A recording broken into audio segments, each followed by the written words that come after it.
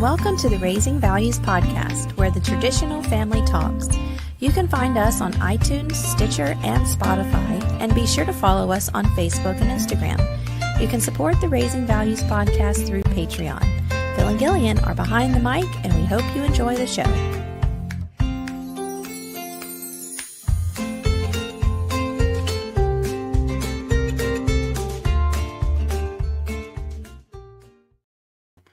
Welcome back to Raising Values. I've been told to intro. Good morning, everybody.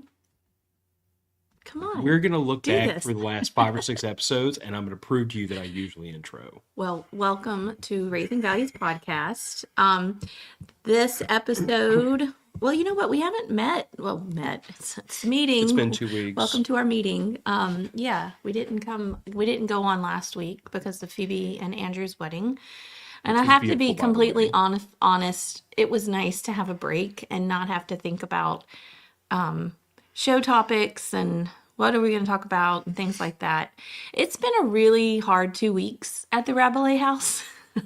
Really, really hard 2 weeks. And I can't promise that I will not cry during this episode because there's been a lot of tears in the last 2 weeks. So that may happen as well. I didn't cause any of them.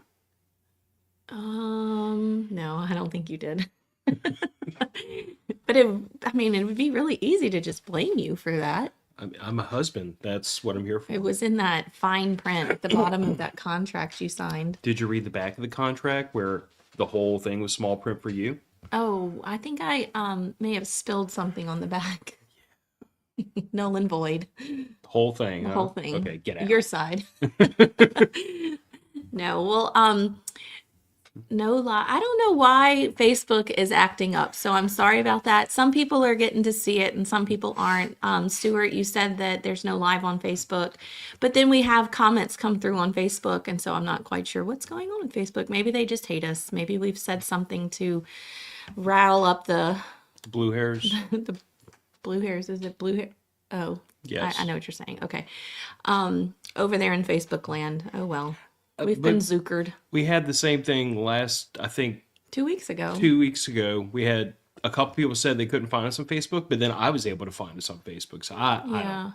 Not sure. But you can always follow us. If you're wanting to watch the live, you can always go to YouTube and Rumble and follow us there for live videos. And we can see all the comments from all 3 of them. It all populates in one place for us. So we can't see the comments from Rumble. Except for Rumble. That's right. I forgot about that because Rumble hasn't quite caught up with the times of live podcasting. Right? True. So anyway, today's topic. Sorry, I forget admin work. New merch. It's 15% off right now. So through the end of the month. Yeah, through the end of the month. So you have a week left, not even a week yet. And you can always find those links in the show comments below or in the links of any of our bios on Facebook and Instagram. I'm guessing YouTube, all that stuff, but those are show notes. So, the Raising Values and Matter of Facts merch are all kind of co-located in that same link. But Phil's wearing one of the shirts that I created. It's the Apocalyptic Warlord Player Select. Who do you want to be when the apocalypse comes? Yeah. So who do you have? I don't know. He kept saying, okay, we need this warlord. And I was like, who the hell is that warlord? So that's Lord Humongous from Mad Max. And that's Max from Road Warrior. And then that's Snake Plissken from Escape from New York, Escape from LA. We're going to watch all these, by the way. Oh, boy. That's Bert. And then this is, these 2 are from Walking Dead, which was never like a show I watched a lot. So I'm struggling. Well, why did you add them? Because other people in the community know who they are. Okay. All right. So it's kind of got this whole not Mortal Kombat. Street Fighter player selects. Facebook Live just popped up. Thanks, Stuart. Vibe to it, so it's fun. But there's a lot of other fun shirts and designs on the website. So, and they're 15% off now until the end of the month. So go there. I don't know. Support Tiffany and Chris and get some merch. And then, of course, we always talk about our patron chats. which I've kind of been distant from. Unless you tag me, I'm not seeing it because I'm just overloaded with things right now. So I'm kind of out of the chats. But There's a Raising Values patron chat, and there's a Matter of Facts patron chat. And like we say on each episode, they are completely different. They often discuss different things, obviously different topics and things like that. But the Matter of Facts group is a bunch of nerds, and they're often talking about nerd things and ranting about the government.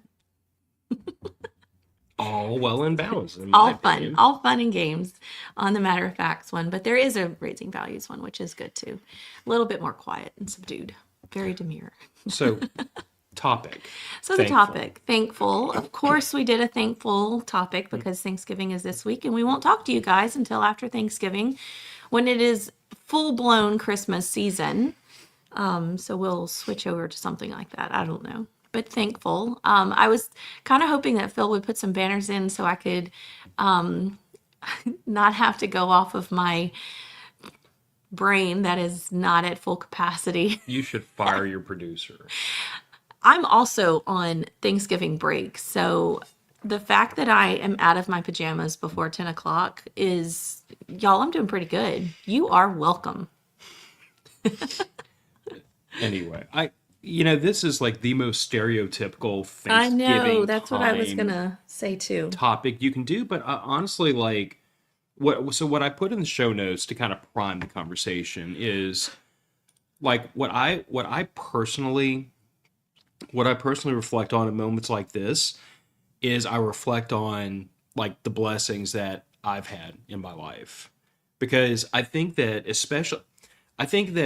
it's very easy to overlook how we're blessed and what we should be thankful for, primarily at two times. Either when everything around us is on fire, it's really easy to fall into that pit and say, everything's on fire, everything sucks, nothing's going right. And then we totally overlook all the things in our life that are going right.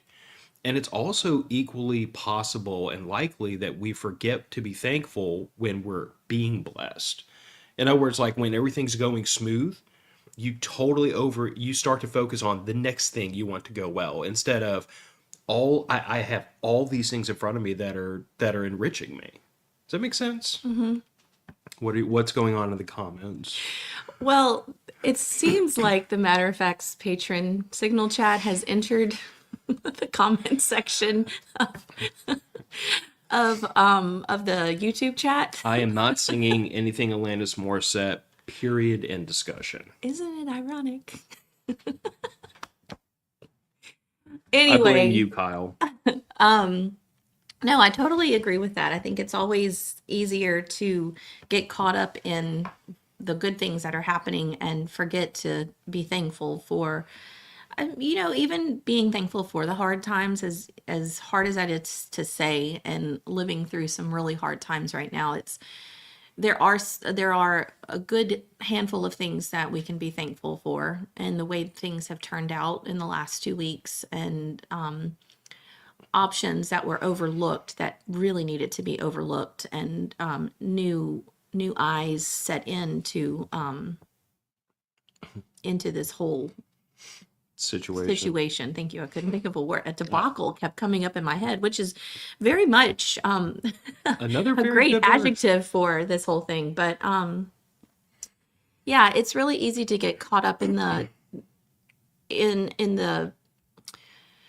bad thoughts, like this could have happened, or like, or I wish this would have happened differently. Yeah, like instead of refocusing our energy into, well, let's think about what really did happen and what the good came out of it, and focusing on some of the positives. And I think that's kind of where I'm at right now, is if I don't cling to anything positive, I'm just going to get sucked down into this void of, nastiness of, oh my God, this is just so hard.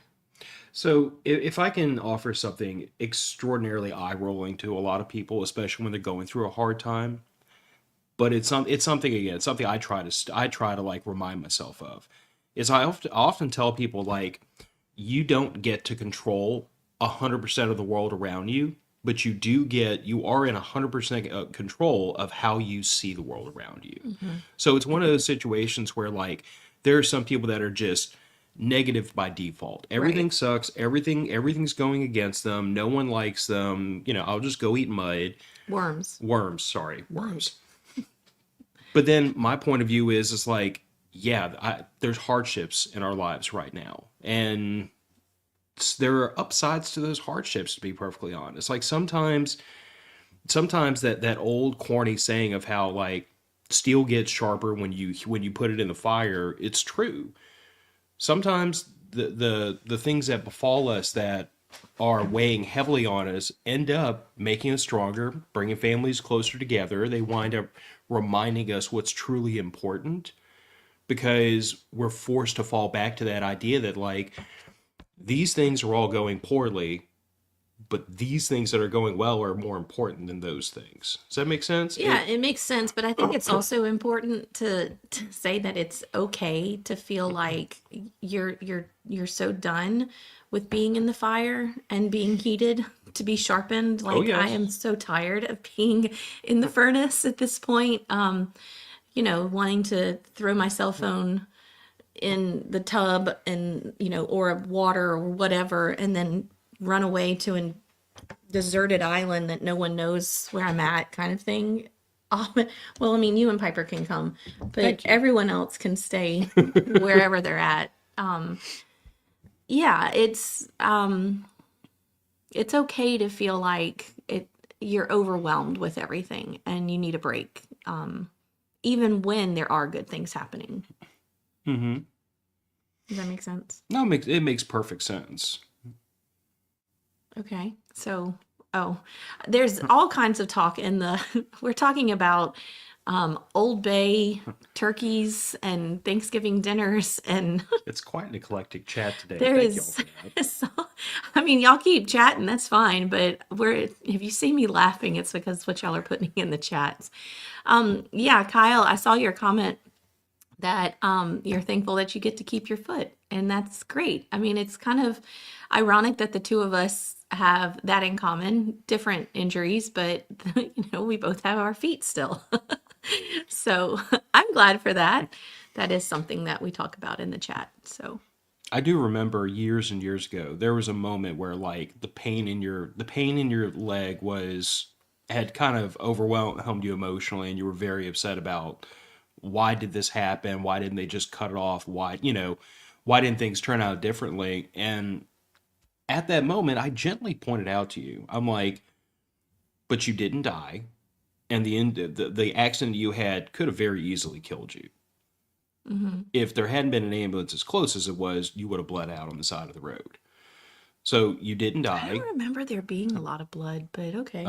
If you, I know there had to be. If your foot's hanging off, there has to be a lot of blood. without making this an I'm sure our X-rated friends that are podcast, in the medical field can probably attest to that. I'm sure there was a lot of blood, but I my brain in the trauma that I was in, your brain said, "Nope, not today, we are Satan." not remembering this, and I don't remember. I remember the entire event. I just don't remember what my body looked like when I looked at it. I don't remember it. It's I have a crazy. I have a visual imagination. But anyway, Gently, Bill but yeah, gently I points out facts. I gently pointed out. I'm like, you're alive. You could have lost your life that evening. You did keep your foot, which means you kept your mobility. You weren't wheelchair bound. You weren't stuck on crutches. You like as much pain as the injury has caused you, and the decision that was made in the hospital to try to keep your foot instead of going straight to a prosthetic. You walked on your wedding day.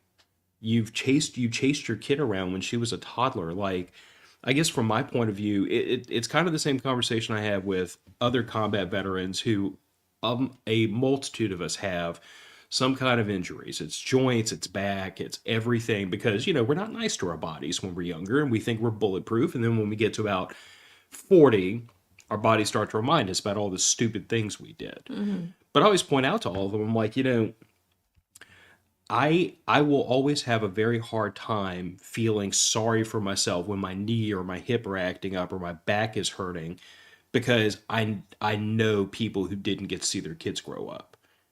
And for that simple reason, I will never be able to like feel bad about it, because to me it's like, if this is the penance I have to pay to be with my family, fine, give it to me twice. Yeah. I know. And like we said at the very beginning, it's really hard when you get caught up in that. I mean, I have pain every day of my life. I get out of bed, I have to put my foot in socket. And sometimes when I get out from a chair, I have to put my foot in socket. And that's a very painful process, but I've learned how to do it very quickly and with as little pain as I possibly can. And losing 50 pounds has helped a lot.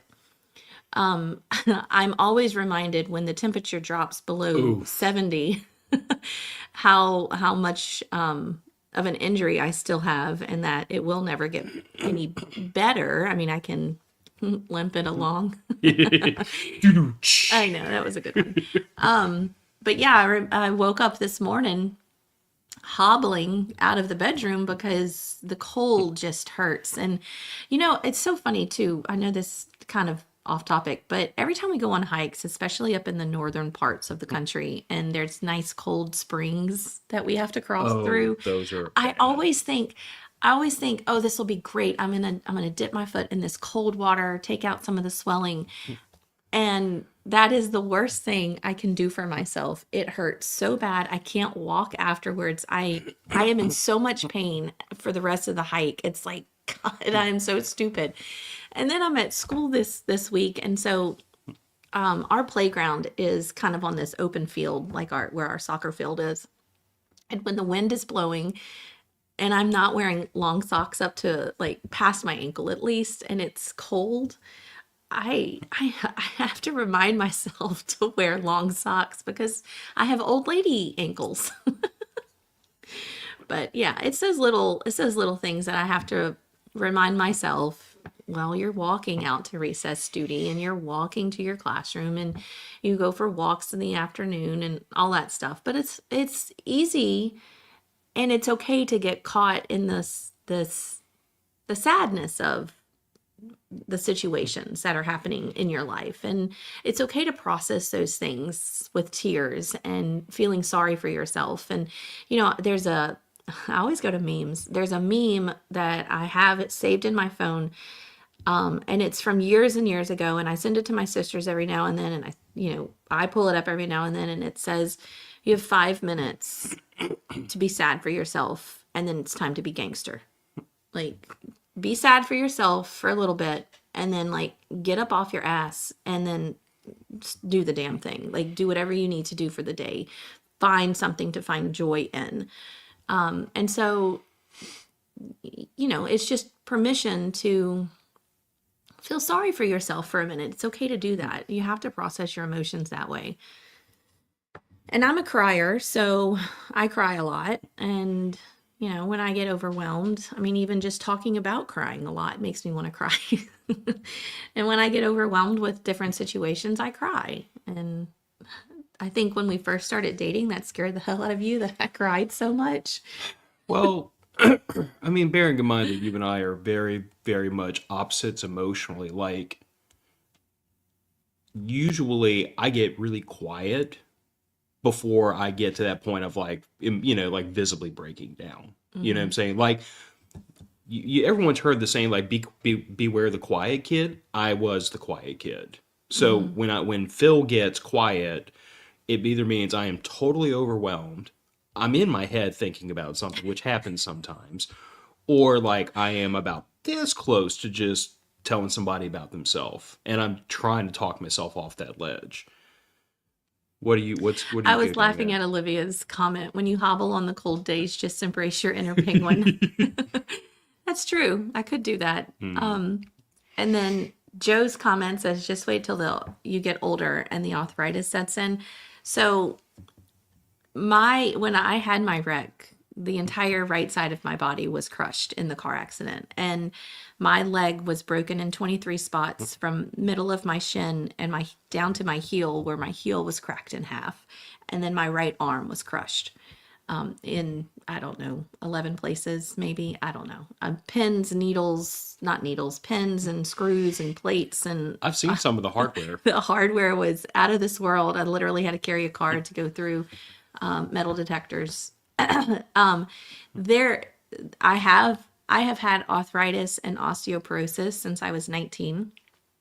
And the there is literally, I am not playing. If anyone in the chat wants to see my most recent x-rays, there is no connective tissue in my ankle. There is no cartilage between the bones. There's nothing padding the bones from where my leg meets my foot, the joint in my ankle. So it is literally bone on bone. I have if when I show you, if you ever want to see these x-rays, in my calf, in the muscle in my calf, I have bone shards that they never cleaned out, from where my leg just kind of, the bone kind of just burst from impact. I know I'm laughing about it. It's really not that funny, but I look like a World War II shrapnel, a soldier that's been hit by shrapnel. And when they do these x-rays, it kind of lights up in polka dots from my shin down. So I have shards of bone throughout my leg that are just sitting there. So to answer Joe's question, you hit a tree and the tree won. Oh, yeah. I was being a really, really stupid 18-year-old teenager. I had come home from college for the weekend to watch the big rival football game at my high school. So this was Your freshman 2 year of months college. into my freshman year of college, 18 being stupid. We won. We were going out to celebrate at a friend's house, and I decided to follow a friend of mine to her house down a road that I hadn't been down in quite some time, and didn't realize that this road had been freshly tarred and graveled. Remember that I'm from the country. And I was going 60 miles an hour down this road, and it was a pretty significant curve in the road, almost like a 90-degree. And instead of turning my car, I hit the brakes and just slid straight off the road into a little ravine. Actually, I hit the tree and then fell into the little ravine. So yeah, hitting a tree at 60 miles an hour, fun times. The really good thing, since we're talking about thankful, is that my twin sister was supposed to be with me that night. And she changed her mind in the parking lot. She decided to go hang out with her boyfriend. And I said, fine, I'll go by myself. And the engine came through the firewall of the car and was sitting in the passenger seat. And it would have killed my sister had she been with me. So thankful that she was not with me. And yeah, so that's the car accident, and it just kind of went downhill from there, literally. They had to pull me out of the back end of the car because I was so stuck. The car was so stuck down in the ravine, they couldn't open the doors, or safely get a stretcher down in there to get me out.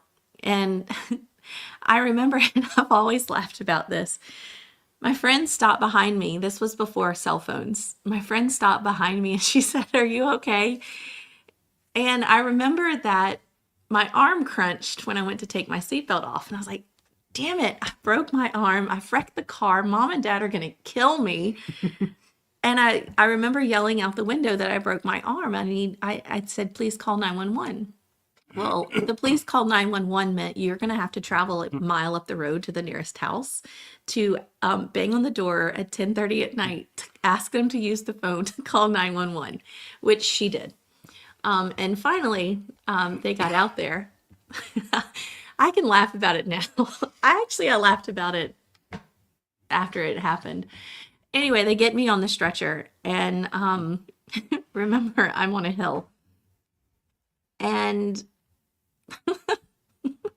one of the deputies asked another one of the deputies to watch the stretcher that I was on. But he didn't, and I started rolling down the hill on a stretcher. And so paramedics and police officers are running after me on the stretcher. I'm yelling because I'm strapped to a damn stretcher that's now rolling down a freshly tarred and gravel road. I'm also in a lot of pain. I had passed out from shock at least once at this moment, at this point, especially when they had to, gross part, when they had to put my foot back in line with my leg and put me in a brace. I passed out from that. Yeah, so fun times. Oh, I remember what I was going to say. I was laughing at myself. When my friend left to go call 911, I remember looking down at my leg, and like I said, I have no visual memory of what my leg looked like. But I remember enough that my first thought was, I think I've told you this, the coyotes are going to smell my blood and come eat me before help gets here. And that was my thought. I thought, and I wasn't crying at all. I was like, Shock is a hell of a drug. it is. I was like, damn it. I've wrecked the car and I've broken my leg and my arm, and my mom and dad are going to kill me. And then the coyotes are going to smell my blood and come eat me before help gets here. Uh-huh. So there's more to the story. It goes on for days. It goes on. If you ever want to hear it, I have talked about it before on the episode, but I am thankful for the crew that responded. And being from a small town, You knew a lot of the people that showed up. yeah, the guy that I was dating was the one of the cops that responded. He was one of the deputies that responded, and the paramedics, literally their station was in my backyard. So it was like our backyard, the fence, and then their station. So I grew up with all of the paramedics that responded. I remember one guy, I don't know if he ever watches the show because we're still friends on Facebook. Poor thing. When he responded, and he got me in the ambulance, Jason, I still remember this. He leaned over and he goes, "This is going to hurt like hell. You can scream, you can holler, you can cuss, you can do whatever you want to do, but you cannot hit me. Do not hit me." Well, I only had one arm, and it was my left arm, so I wasn't going to swing with that one. And I did. I screamed and hollered and cussed and passed out. So I didn't hit him. I don't think I hit you, Jason, and if I did, I'm very sorry, but I do remember him telling me that. Like, you can do all these things, but do not hit me. So yeah, that was a fun night. Yep. But you're alive. And I'm alive. And yeah, they were going to airlift me. So I lived in a little bitty town, Homer, Louisiana, which is about 15 miles from the Arkansas state line. There's 10 stoplights in the whole town. 8 of them are around the square in downtown. Not that there's a downtown. It looks like, was it Mulberry? Yeah, kind of. It seriously, like when you took me back there, it was like a sci-fi movie. It was like going back in time. Yeah, definitely.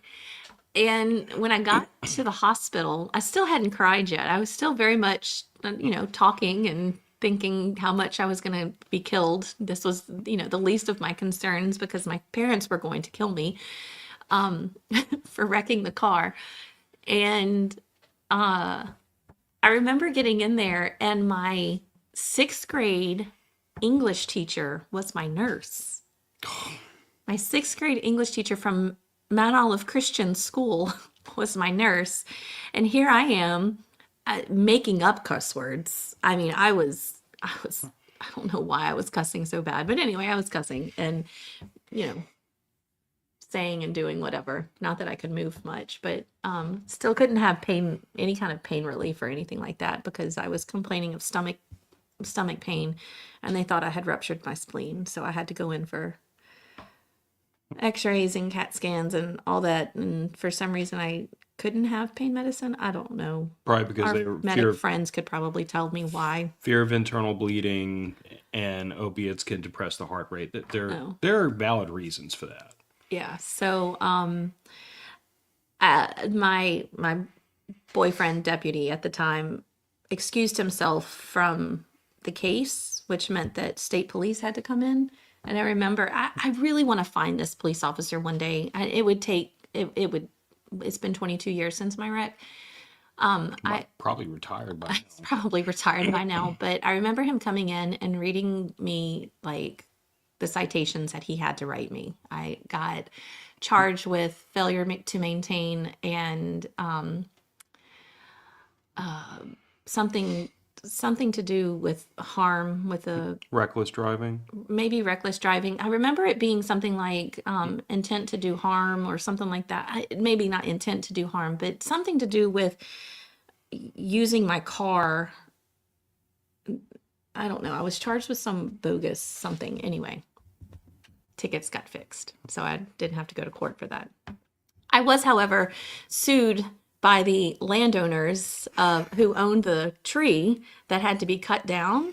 I was sued by them to have the tree cut down. Fun times. So back to being thankful. Yeah, I know. We kind of went down this tarred and graveled road.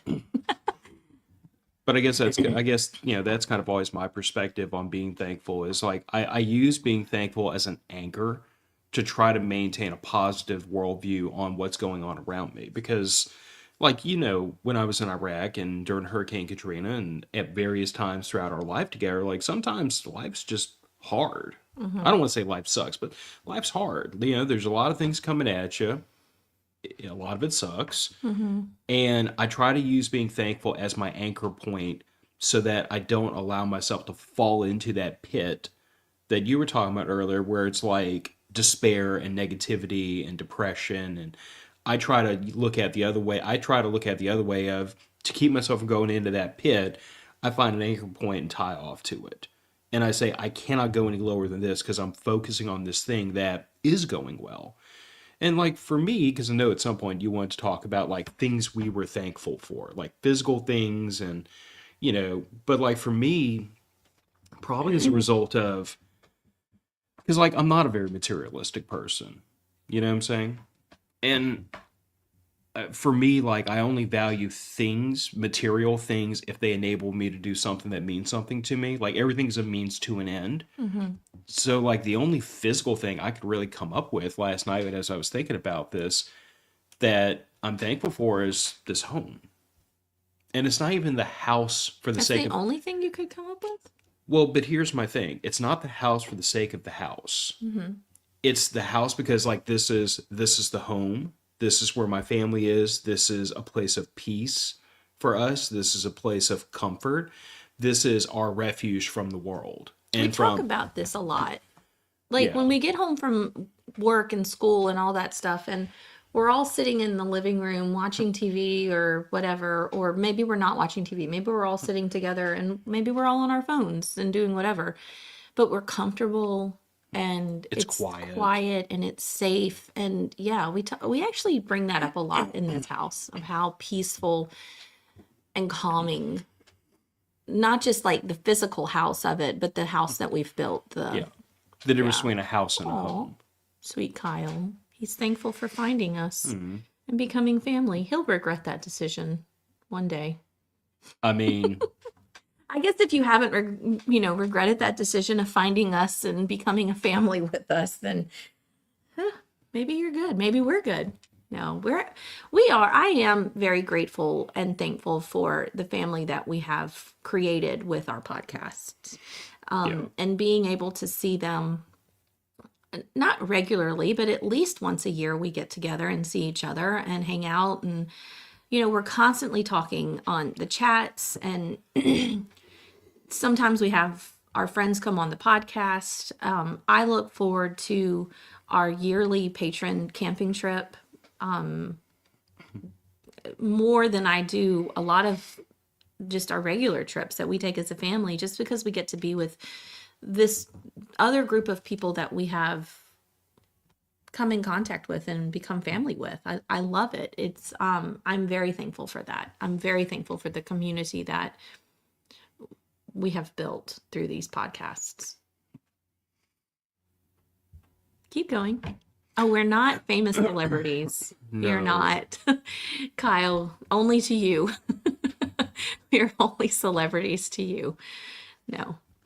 No, but I am also very thankful for like my family, for you and Piper, because, like you and I have talked about this, and I've probably talked about it in the last 8 years on Matter of Facts, but like, before you and I met, I had really like kind of set a path for myself, and it did not include getting married. It did not include having kids. You remind me of that sometimes. Yes.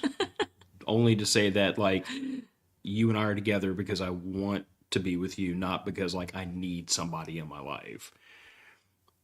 Yeah, you do. You need me.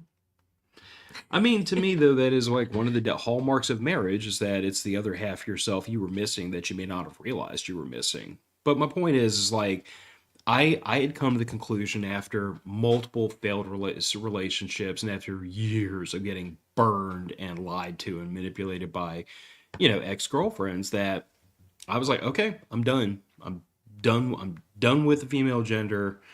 I'm done with relationships. I'm going to do me. I'm going to do what I want and I'm going to live for like my goals. And You do you, boo. yeah, well, that was kind of where I was at that point in my life. Like you and I talk about, like there's the MGTOW or men going their own way movement that's kind of become somewhat popular in the last several years. It's a whole movement of men saying MGTOW. yes, but Okay. it's a whole movement of men saying I'm not trying to get married. I'm not trying to have a family. I'm not trying to have kids. I'm gonna do me. And I mean, that was kind of where I was 20 years ago. And then I met you. And finally, I met a woman who like seemed like she would play straight with me and we could have some honesty between the two of us. And frankly, I fell for you. Aww. And I'm And he thinking still has it bad. very. But Look, we're losing viewers while you talk about this. but I'm joking. but we I'm are. thankful that we found each other. It has been like my greatest joy to be your husband. It's been my Aw. greatest joy to be Piper's father. And none of this would have happened if it weren't for, a picture of me in Iraq winding up on my friend's fridge, It's true. who just happened to move 2 doors down from you. I know. At It's the supposed same, to happen. I believe that. But, I do reflect on that sometimes about how, like, here was you and me on our own paths through our lives, and they just so happened to intersect at that moment. And then it turned into one path. But we could have just as easily missed each other. Well, I did tell you not to contact me again. I Yes. did not. I did not want you to continue to email me, but you were so persistent. Daddy didn't raise a quitter. That's true. And your persistence won, and here we are. I wore her down until she agreed to talk to me just to like basically give me the internet pat on the head and then go away. And somehow I hooked you. I set the hook Somehow. deep. Somehow, I don't know. Well, okay, so we started talking, what was it, in like August, and by Thanksgiving, you were going home telling your whole family, I'm marrying this It was guy? Thanksgiving, and I had printed a picture of you off, and I went to my sister who laughed at me. I don't know if she's watching today, but Phoebe laughed at me and she's like, whatever, like nerd. And she laughed at me. And then I went to my dad and he kind of was the same way. You're like, okay, whatever. Like, sure. And look, here we are 20 years later. Who's the nerd now? We are still the nerds. We are the nerds. But That yeah, is true. I'm very thankful for my family. I'm very thankful for, the rest of my family too. I mean, most of the people on the podcast know like I was adopted. So I have, like my parents and my younger brother who's also adopted from a different family, like we all treated each other with all the respect and love in the world. I grew up in no different environment than if I had been their biological child versus their adopted child.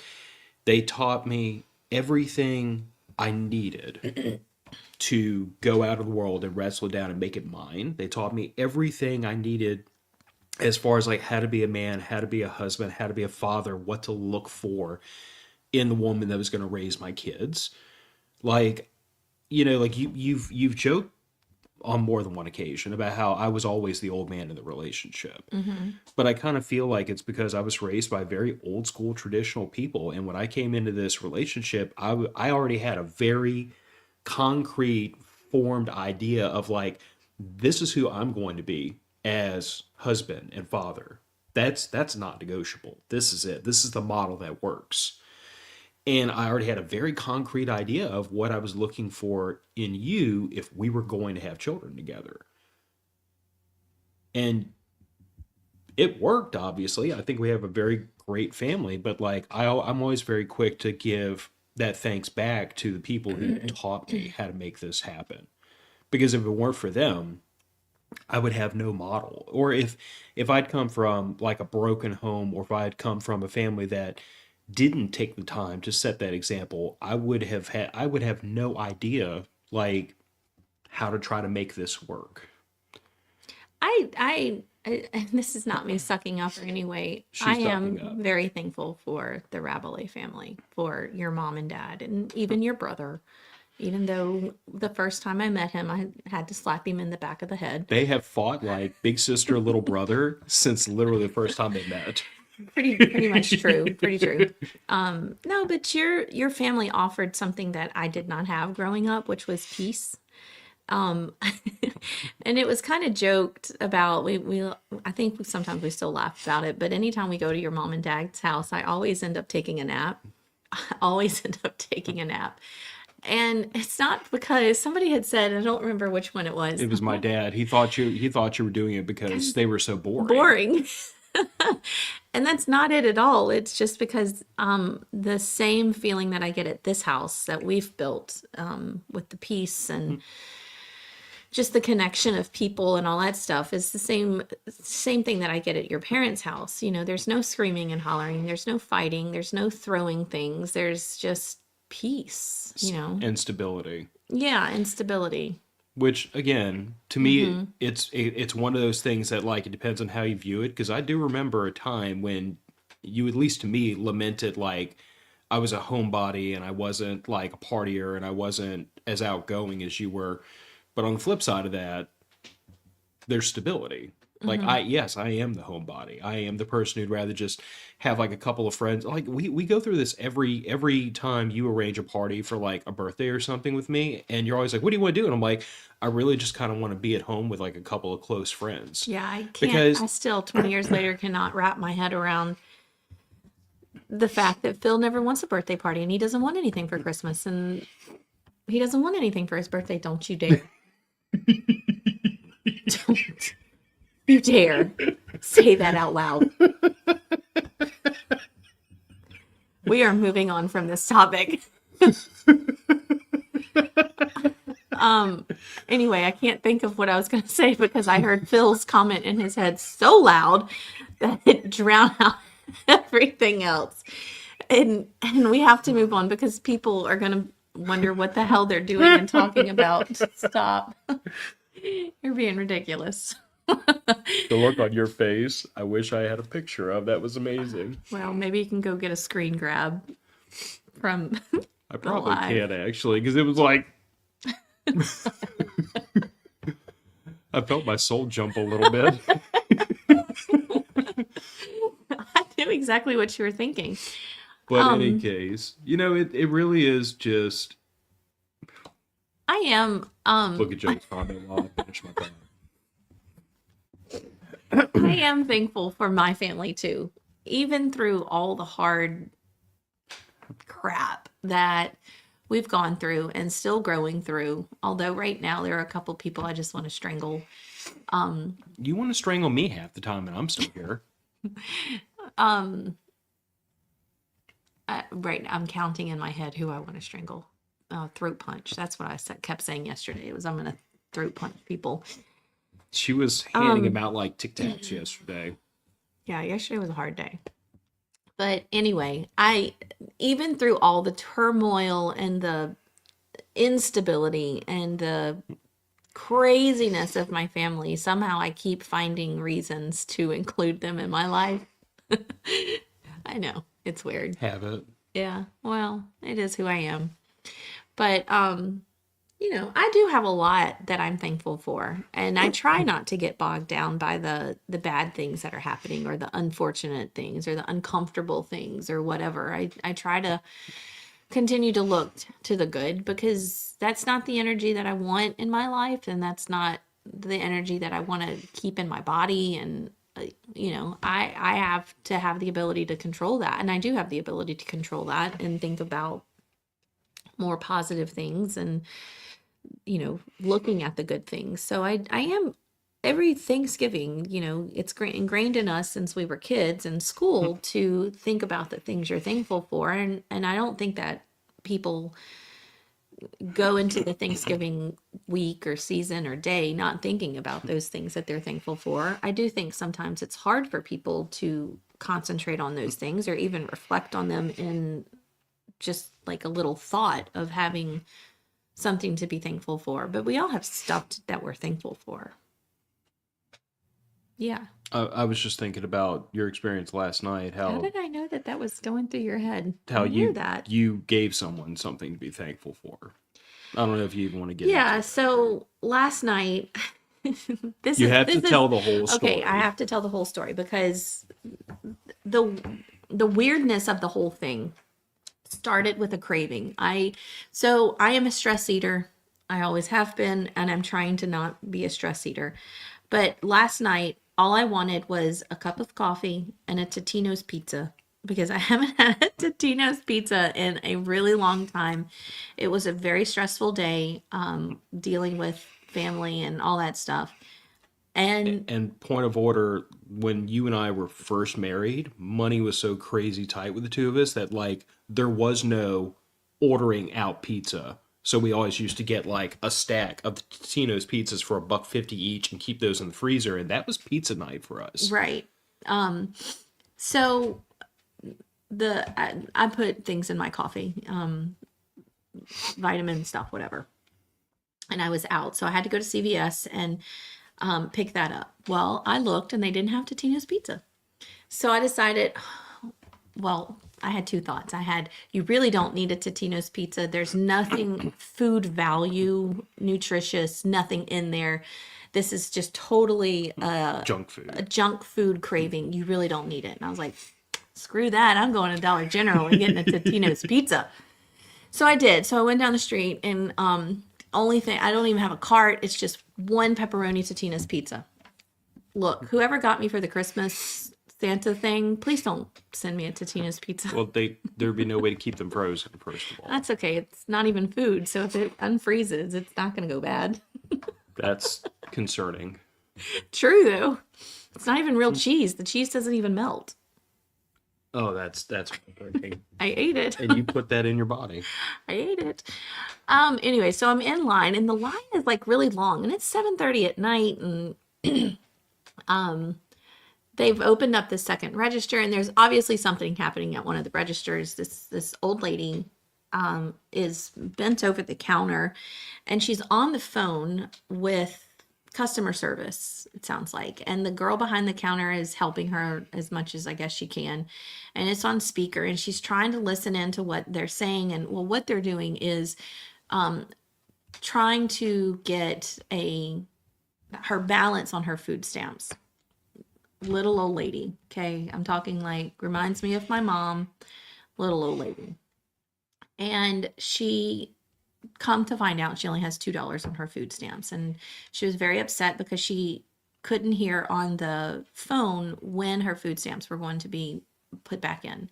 So she's literally got like 4 or 5 bags of food. There's nothing crazy, stupid in her bags. There's nothing that she really doesn't need. And it really looked like her Thanksgiving dinner were in these bags. And when I'm talking Dollar General Thanksgiving dinner, think about that. It's like cups of macaroni and cheese, cups of mashed potatoes, nothing of real nutritional value, but that's all she could afford. And she only had $2, which meant that she was going to have to go put all of her food back and not have any food for the rest of the week because her food stamps, I guess, didn't recharge for another week. So you have one cashier over there who's laughing about it. And the little old lady is crying and in tears, turning back to the line saying that she's so sorry for holding up the line. And I was not only pissed at some of the people that were acting the way that they were. So I just walked up and I said, how much does she owe? And the lady said she owed $56. $56. And that's all she had for the rest of the week. Like that's her food. That's all she had. And she's crying and she's bent over the counter and all of her cards are out and she's trying to pay for her food. So I hand the lady my Totino's pizza and I was like, can you add this to it and I'll pay for her groceries? And, so she's like, "Oh, you're an angel. Thank you so much." And I said, "I'm not an angel." And she goes, "Well, how would you know if you're an angel?" And whatever. So I told her that everyone needs help every now and then. Everyone needs help from people, whether it's monetary, whether it's a hug, whether it's whatever. Everyone needs help sometimes. And I was okay spending $60 on a Totino's pizza. And I walked into the house and I looked at Phil and I said, "This pizza was $60." And he asked me, "Why was it $60?" So I told him the story. And then I replied to her, I'm like, no, you got a free pizza for a $60 act of charity. And that's okay. Like, when you came home and told me that, first of all, it's the most in character thing for you to do, me knowing who you are. But it's also, to me, it's just kind of like, in the grand scheme of things, if $56 to help somebody out breaks us, we're doing something wrong. I Right. mean, literally, yesterday, I had almost the same conversation with Piper when we were trying to get the screen protector on her phone, and she was frustrated because we wasted one. We put it on, it wasn't straight. We pulled it off, and it had hair on it, so you had to throw it away. And I explained to her, I'm like, "Honey, I'm like, if a 3-pack of screen protectors for $12 is what sinks this family, I'm doing something wrong as a dad, that I don't have that in our budget." So to me, I'm listening. What you did was like, especially given that we are approaching Thanksgiving, it was like the truest expression of what this season is supposed to be. It is, like, whether you thought about it in the moment or not, we have been very blessed, and we do have everything we need. We don't hurt for anything, like, it's not a common occurrence. As a matter of fact, it reasonably almost never happens where we go to the grocery store and we have to think to ourselves, "Oh, I've only got $100. We better make this stretch." I mean, we go to the grocery store and we buy what we want, throw the cart down, and we're done. Yeah. Because, we work very hard and we save our money and we don't spend things frivolously. And I guess for all those reasons, to put that $60 into context, I burn more than that taking the three of us out to eat every single time. Well, and there was no question in my mind. I mean, when she said $56, I was like, "Oh, okay." But this is where I'm going to start crying. It was coming. Probably not. Let's see if I can make it through. I saw my mom at that register. And yep. I told you it was coming. It's been a really hard 2 weeks with my mom. I'm sorry. I told y'all I was going to cry.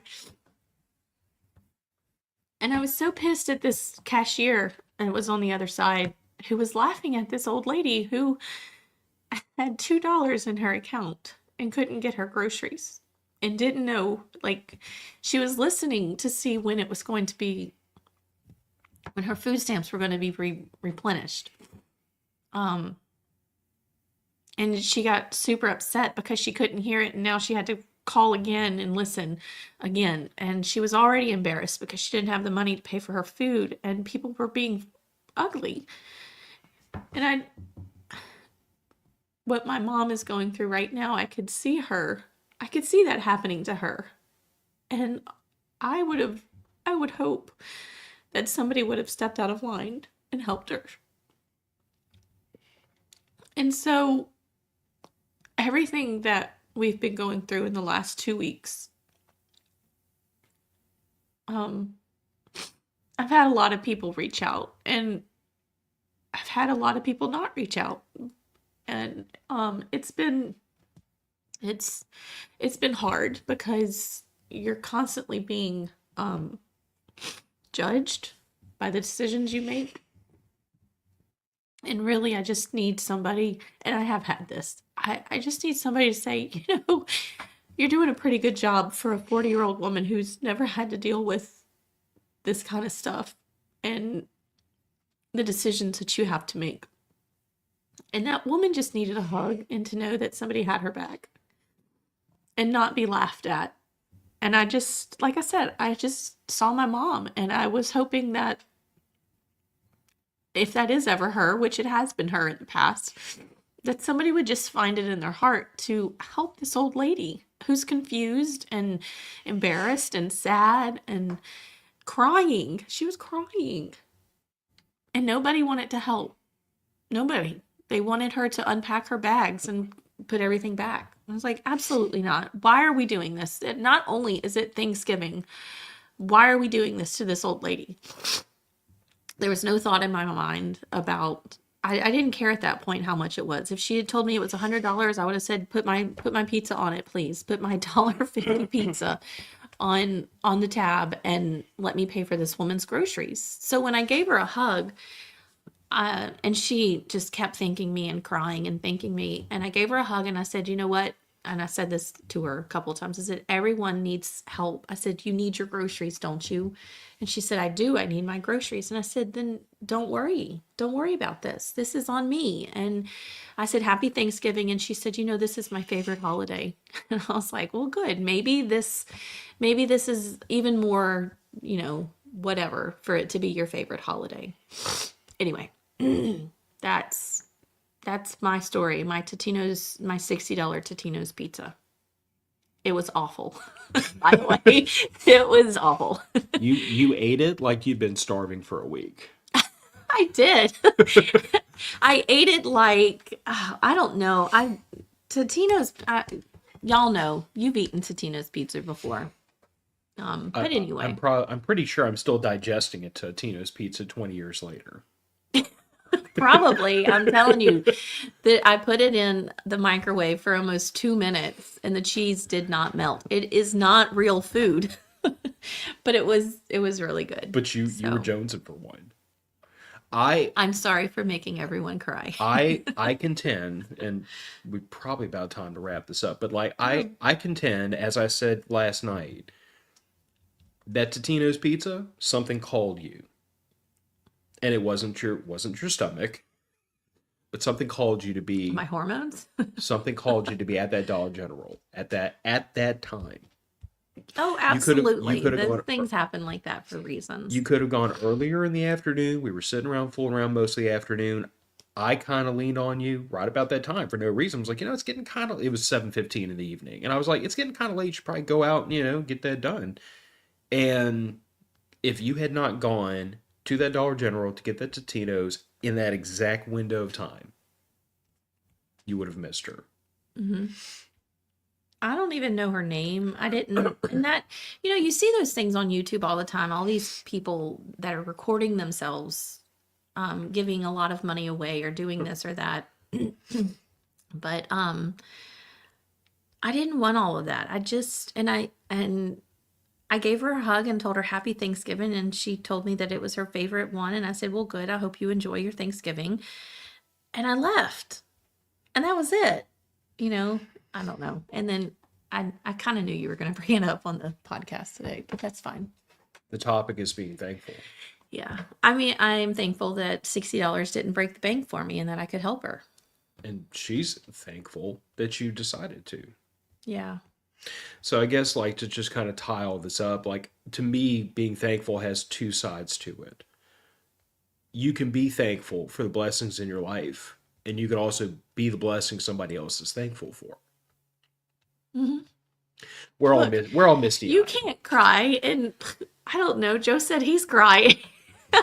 This is like Oprah Winfrey. You cry and you cry. Everybody cries. I know. Well, sometimes it's overwhelming to think about what you have in your life and what you can be thankful for. It's really easy to get bogged down. Mm-hmm. And I have been bogged down these last 2 weeks. I have been thankful. I have been thankful for new eyes and fresh doctors that are seeing things for what they are. It still doesn't make anything any easier, but I am thankful. But yeah, so No more tears. We're going into this week being thankful and blessed and all the fun things, all the things that you say at this time of year. Yeah. Right? And I certainly hope our audience and our friends that we've met are, going to take this time around Thanksgiving and like truly enjoy and treasure that time with family.